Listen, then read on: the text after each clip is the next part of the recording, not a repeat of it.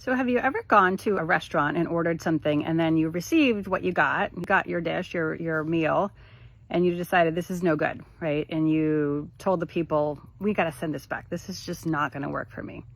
You may or may not have done this, but this, you could probably see how this is a pretty normal thing to do, right?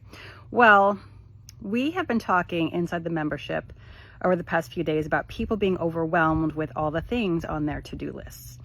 And it sounds to me like this is similar to going to a restaurant, ordering a meal, and then saying, I don't like this, I want a refund. And then the person says, no problem, we'll give you your money back. Let me take that dish for you. And you say, no, I'm gonna keep it. I'm gonna eat it. And they're like, but you told me you don't want it. You just complained about it. You just told me you want a refund. You're like, no, it's good.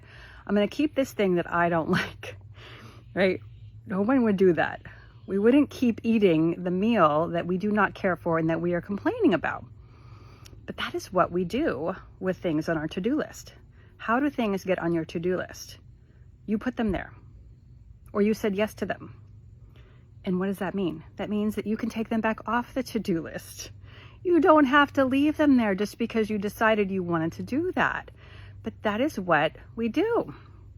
We put things on the to-do list, and then we complain. We feel like, oh, these things are piling up. They're all coming at me, and we complain about it, but we don't do anything. We don't send them back. We don't, when we're offered the opportunity for a refund, we don't take it. So here's what I have to offer for you. If you don't like what you're getting, just send it back. Take it off the to-do list. Change the way you do it.